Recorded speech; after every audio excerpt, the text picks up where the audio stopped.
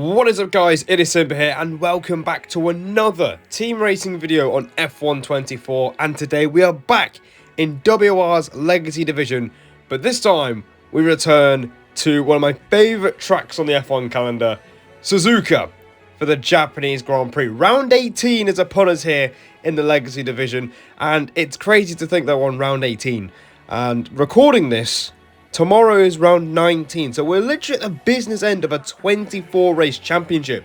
And today we're going to be travelling around Suzuka, the only figure eight circuit in Formula 1, and a really old school circuit which punishes you for mistakes. So if you're looking forward to this one, make sure you hit the like button and get subscribed for more league racing content. And that's going to be pretty much the norm until F1 25 comes out, when WR opens up again. But coming into this one, qualifying wasn't great. I mean, I think the pace was there, but it's another thing to extract it properly.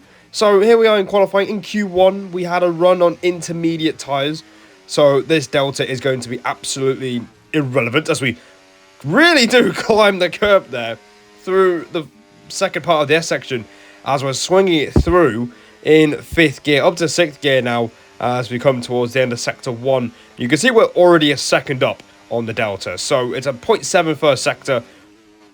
Pretty decent. It could be a little bit better, but we just want to get this time on the board so we have a decent Delta to work with in the second run in case we do need to go out again. And we cut to the end of the lap. You can see we put in 2 purple sectors, and 11.0 again is okay. It's not exactly going to be, you know, headline grabbing or anything. As we come through the final chicane, the Castillo Triangle, and the shortest route to the line, it's P2 for now on a 27.6, but you can see we're 2.5 tenths off Harrison in the Mercedes. So you can see now we're down to 15th. The margins are tight around here. You can see Agonize, our teammate for this one, is just ahead of us in 14th place. So win to Q2, but for now, we just need to get this last lap right, and we could see ourselves actually in a Q2 session. So let's see what happens. Let's see if we can get the job done this time. Turn 1 is pretty much flat out in these cars, but we go down the gears to 5th. Apex is non-existent. We're closer to Korea than we are to the Apex, and that's a fantastic start. We're already a 10th down as the checkered flag drops. It's not looking good, and that first lap wasn't very good either. My PB was a 0.2, I believe, in Q1, or a 0.3, so bear that in mind as we get to the end of the session. It's a 0.8 in the first sector, so we're basically 2 tenths down on what we should be doing in Q1, so this is not looking good. Down into the hairpin after the 2 Degners, again, just don't want to hit the apex apparently, and we were momentarily up on the Delta, but you can see now we're about, what, 800s down as we go into the spoon curve. As we look at to try and gain some time here, down to 6th, we just veer off way too wide, and then by the time we try to rejoin the track, we spin. And that's that. That's qualifying done. We're reversing the gravel so we don't get in anyone's way, and that's it. We're out. Again. Piss poor. Again, I don't really know what to say. This was terrible. I don't really know what went wrong here. I mean, we're just terrible. No, I'm kidding. It's just not good enough. You know, we're P18, Agonized got through, and for the second time, you know, we really had the potential to get through. The cutoff point wasn't as, you know, competitive as I thought. It was only a 0.4 from Harrison, and we could have done that easily. But we're going to be starting on P18 on a track that's hard to overtake. 15 seconds. Yeah. So, after qualifying ends early, it's time for the start of the race. We're going to go from the hards to the mediums, and for some reason, in practice with Harrison and Agonize, my race pace felt pretty good. So I was quietly fancying my chances. So, let's see what we can do from 18th on the grid here in Suzuka. 5 red lights in front of us, and the lights are out, and we are underway for the Japanese Grand Prix in WR's Legacy Division. Pretty decent getaway as we're looking to try and just keep things clean at turn number 1. You can see quite a number of cars going side by side, quite a bit of contact in front of us, but it looks like everyone's got through pretty cleanly, and we're just looking to try and pickpocket a space for an overtaking opportunity, but we just can't quite find one as we find the grass instead, And Matteo, who's taken a qualifying ban, I think, just sweeps straight past us. So, just like COTA, we don't exactly make too much progress in the opening sector. But now people are going side by side through the Degners, which isn't smart. And we're going to find out who's going to be the ambitious one going into the hairpin. You can see the hats of Warts making contact with the Aston Martin. There's a car around, I think, as well. So, quite a bit of things going on as we're looking to move into P17 at the expense of the Aston Martin. He's going to have the inside line going into Spoon, and he gets us on the brakes, and he's able to retain that position. So, we do break even on the opening lap. It was the Alpha Tau, well, the Racing Bulls, well, the RB of Tier 10 Brando, who was the big loser on the opening lap. So, not a bad start, as I'm stuttering through all of the words for some reason. It's been a long day. I'm recording this at 9:45 at night. So, there's my dedication for the game. But you can see we've lost DRS, and we're looking to get back in the train, but going into the hairpin... Why did he let him pass? What the fuck? Well, that happened. Not ideal. And yeah, that is pretty much the end of this race. You can see we had a spin, a very bizarre one going into the hairpin. Never done that once in my life, but it's happened now. And that is the end of today's video. So make sure you hit the like button and subscribe for more league racing content. Never done that once in my life. Nah, I'm just kidding. We refuse to give up. We're not giving up here. And this is another one of those times where giving up is simply not an option. There are some people that would love to race in World, so we're not going to just give up here. We are going to try and swap with Warts in front of us as the best way to try and get back in the train. You can see we've lost quite a lot of time thanks to that spin. And we do set a personal best of a 31.3, but this is very frustrating because, you know, I want to see what I can do at the highest level. This is the highest level it can get for me here. And we're not exactly making ourselves look great in the opening first couple of minutes in this video, but we do continue swapping, but we do end up getting back into the DRS train by the end of lap number 9. So the first third of this race has already flown by, and we are still in the same position as P18, as the same place we started. So it's not great, but there's still a long way to go here. Oh my god. And as soon as I say that, Lafitte has gone off. I think he's had a bit of a collision with Agonize, judging by his reaction in the background. So we do gain the position. Up into P17 we go.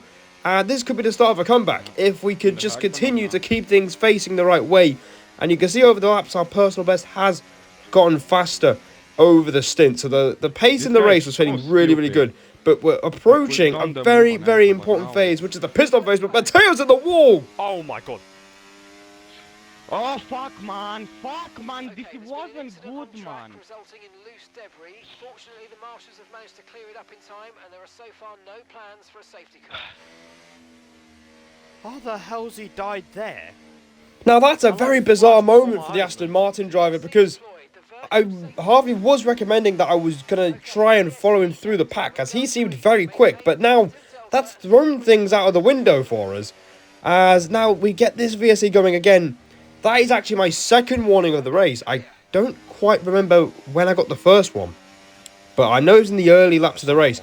The only person that's really benefited from that is Lafitte, who's gone onto a set of medium tyres, but that's a really long way on one set of mediums around here. Tyre wear's quite abrasive, but going into the final chicane, we've got a Sauber that is off the road, and that's Silo.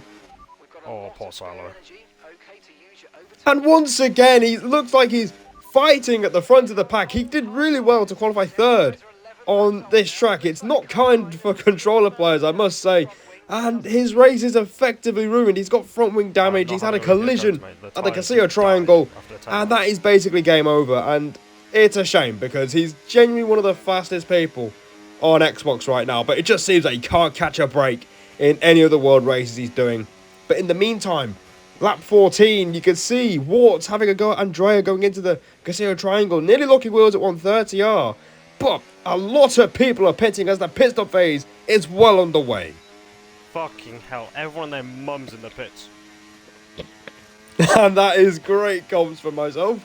Everyone pitting on lap 14, as some people pitted the lap before on lap 13. And we're going to choose to stay out for another lap. I was pretty eager to go a little bit longer on this stint, as Harvey was trying to tell me to pit on lap 13. I didn't want to repeat a COTA where we tried to pit early and it just did not work as the tyres fell off way too quickly. So we're going to try and give ourselves our tyre advantage towards the end of the race. Lap 15 and we're in the pits. Should stay out one more lap, but If you do that, you risk losing track position to several cars behind you, organised. Okay, let's go now. Come on. And you can hear my teammate who pitted the lap before. He's saying that he wishes that he stayed out because you can see there's a lot of commotion on the minimap with a lot of traffic and a lot of battling going on. So let's see where we feed out into the fray. At least 6 cars go past us. We're up into 14th. We're ahead of Andrea and Lafitte. So we've managed to get the overcut on those 2 cars there. And look at the carnage in front of us going into the S section. yeah, it's over. We will not What catch. the living What the fuck am I looking at? Okay. Okay. Alright then. Well, in the words of Gary Neville, let the chaos begin. You can see Wart's got damage in the middle of Sector 1, so we're going to have to clear some of these guys immediately coming out of the pits. It feels a bit like deja vu compared to AEC Zandvoort, where we managed to get a podium there and take advantage of chaos around us, and you can see there's a Ferrari, a TRT driver, I think of Christian, on old hard, and he's basically causing all the carnage here, as people are so desperate to get ahead of him, as they don't want to lose too much time. As you can see, there's contact between the Ferrari and the Haas, and we're going to try and squeeze through. There's a bit of contact on the way through, Spoon, but we get through nonetheless. That is not a push to pass. You turned in on me, buddy. And you can hear me say that he turned it on me, and I do stand by it, because I did try to get on the inside line, but I just don't think he wanted us to go for it, so he kind of just tried to squeeze us on the curb there. But nevertheless, we're up into P12, so we came out of the pits in a points-paying position, and we're still in a points-paying position by the time we start our first proper lap on these medium tyres. Now, these mediums felt pretty damn good, but we're going to have to pick our moves carefully, and we're with our teammate Agonized as well. So there's potential for both of us to get into the top 10 here in this Japanese Grand Prix. There's just a few cars in front of us that we need to get past. But the problem that we're facing here is the setup, because the wings are slightly too high, and I did have a bit more battery than Harrison going down this straight towards turn 1. But we just can't do anything on the main straight. But meanwhile, Agonized is going round the outside of Fraser. There's a bit of contact through turn 2, but he gets the job done. Oh my god, my living fuck. You saw that! Fair play. That is some move. He's up into P10. We have an FRT car in the top 10 in this race. He's up to P9 actually. If yeah, I can't read apparently, but you can see that we tried to make a very ambitious move through the S section, and what I'm just found out there, you know, during that moment is I've realised there's a bit of contact there from Harrison. He gets his way through. I realised that we're really good in Sector 1, and we could maybe try and catch a few of these guys out through the S section and try and make an overtaking opportunity at the hairpin, as you can hear me say in the background, Harrison with a push to pass on Fraser to get into P10. So we're going to try and follow our way through, as Fraser clearly struggling on his slightly older medium tyres. As we cut onto lap 22, you can see again, we're going to try and catch him out through Dunlop Curve, over towards Degner's 1 and 2. He just squeezes us out. There's not quite enough room for us to go side by side through the Degners. That wouldn't be very smart, but we've got a very good run out of Degner 2. And are we going to try that move at the hairpin that I talked about the first lap? Yes, we are, down the inside. Bit of contact there, but it's a very nice move nonetheless. Yes. And that is up into P11 we go in this Japanese Grand Prix. We started 18th on the grid, but we're still pushing, and there is still 5.5 laps to go, and the top 10 is right in front of us here. Who says you can't make moves at the hairpin? And you can hear that I am very, very happy. This second stint has brought us right into contention, and potentially we could get P9, and Agonized could get P8 if he passes the ET8 car of Ryderdal in front of us. Harrison just behind as well. Big shout out to him for helping us practice, by the way. I just wanted to mention that. But we skipped to lap 26, and pace is feeling good, but we're not exactly making the inroads I'm wanting to at this stage of the race. Agonized does get into P8 past Ryderdal, and you can see he's... I'm not sure what he's doing there. What's the Aston He's doing? essentially let Harrison through up into P9. You wanted to play So the RS I'm game, thinking but at this point, I need to follow through now. I mean, again, we're going to try and get that run I'm through gonna have to Dunlop let Curve Harrison by. over towards Degner's 1 and 2. Try and Can I? Am I put him allowed off a to little do bit, but that? again, we think better of it. But unfortunately, can't, this is where Andy, things are going to get a little bit Andy, pear-shaped for us. It won't. Not now. Harvey. Everyone is gonna overtake me. Oh. Harvey. Fuck's sake.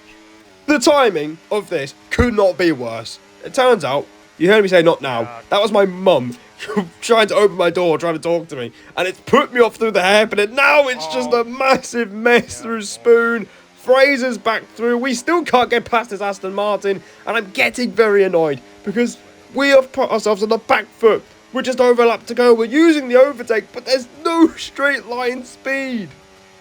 What is that straight line speed? And it looks like that might be game over, but Ryderdal gets it completely wrong at the chicane. And we get round the outside, and it looks like we're just going to hang on to P11. But again, this straight line speed. I've got no fucking battery. Fuck! And no battery to work with is the worst combination you can have on this game.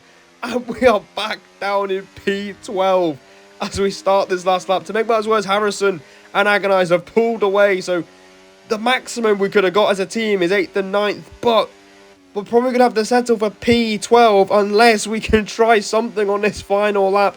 We're not giving up. There's still one lap to go. Agonize looks like he's going to hang on to P8 crucially. But we'll talk about that incident with Harrison a little bit later. But for now, P10 is still on the cards. Can we try and make another move into the hairpin?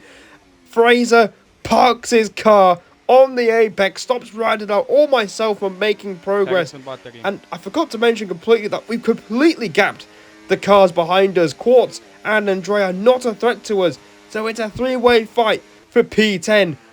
How are we going to do this? We don't have the best straight line speed, but we can try and put pressure on the ET8 driver to make a mistake at the chicane and hopefully sneak our way back through. And looks like Ryderdal is going to try and move at 130R, and these guys are so close to each other, nearly locking wheels, banging wheels through 130R in towards the Casino Triangle. Ryderdal gets it wrong completely, and can we try and do anything? They lock wheels again, and can we get P10 across the line?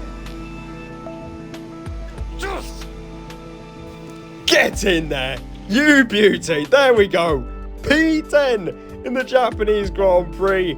It was a very scruffy last lap and a half, but we somehow managed to pull it off and get a top 10 from 18th on the grid.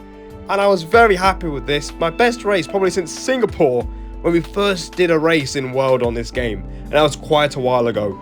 But that was simply from not giving up. It did look great in qualifying, but unfortunately, that incident with Harrison was reported as it caused a massive time loss.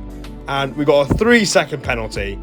And sadly, we are not in the top 10. It's P12 here for the Japanese Grand Prix. Quite a whimper, I have to say. And it was that one mistake that cost us a double top 10 as a team. So I was pretty disappointed. However, the race itself was ridiculous. Absolutely ridiculous. We made the right moves. Yes, there was that mistake on lap 26, but we could be happy with that. I hope you enjoyed that, and we'll see you in the next one.